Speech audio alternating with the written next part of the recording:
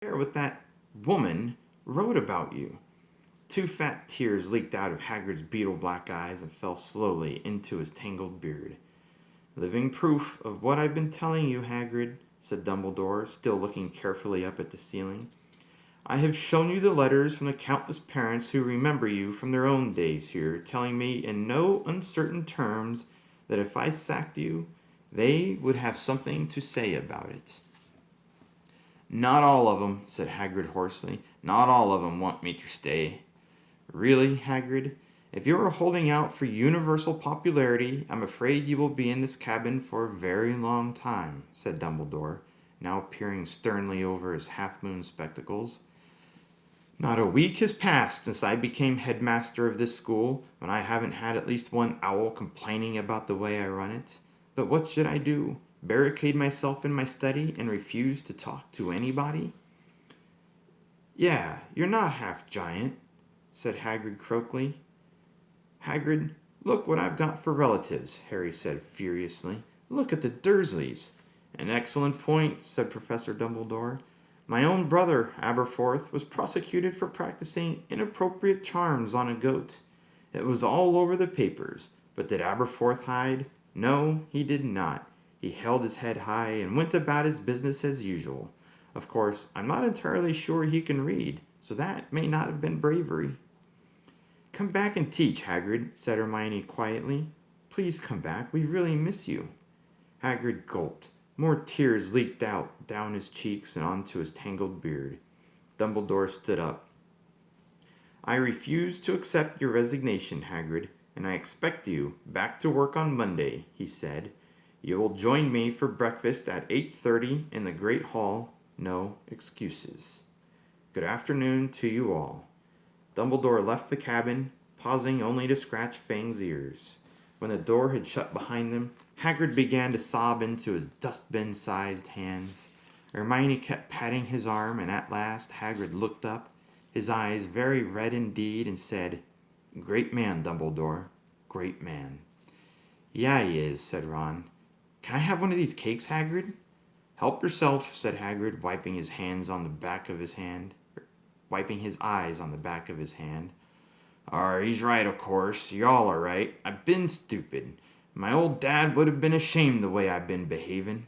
More tears leaked out, but he wiped them away more forcefully and said, Never shown you a picture of my old dad, have I? Here. Hagrid got up, went over to his dresser, opened a drawer, and pulled out a picture of a short wizard with Hagrid's crinkled black eyes, beaming as he sat on top of Hagrid's shoulder.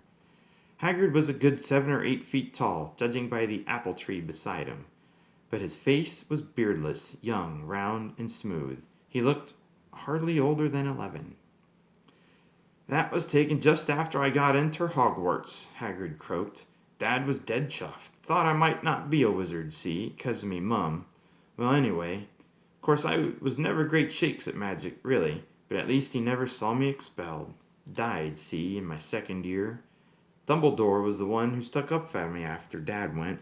Got me the gamekeeper job. Trusts people, he does.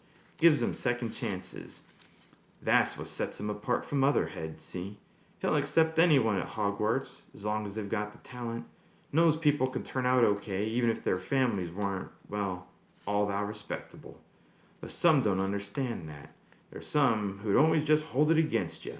There's some who'd even pretend they just had big bones rather than stand up and say, I am what I am and I'm not ashamed. Never be ashamed, my old dad used to say. There's some who'll hold it against you, but they're not worth bothering with, and he was right. I've been an idiot. I'm not bothering with her no more, I promise you that. Big bones. I'll give her big bones. You know, the lesson about that little diatribe is you're never going to please everybody and you can't hold yourself to other people's standards. You really just have to hold yourself to your own standards. Harry, Ron, and Hermione looked at one another nervously.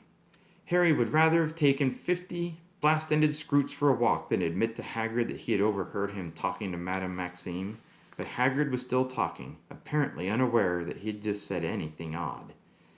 You know what, Harry, he said, looking up from the photograph of his father. His eyes were very bright. When I first met you, you reminded me a bit of... You reminded me a bit. Mum and Dad gone, and you was feeling like you wouldn't fit in at Hogwarts, remember? Not sure you were really up to it. And now look at you, Harry, school champion. He looked at Harry for a moment, then said very seriously, You know what I'd love, Harry? I'd love for you to win. I really would. It'd show 'em all. You don't have to be pure blood to do it. You don't have to be ashamed of what you are. It'd show 'em Dumbledore's the one who's got it right, letting anyone in as long as they can do magic. How you doing with that egg, Harry? Great, said Harry. Really great. Hagrid's miserable face broke into a wide, watery smile.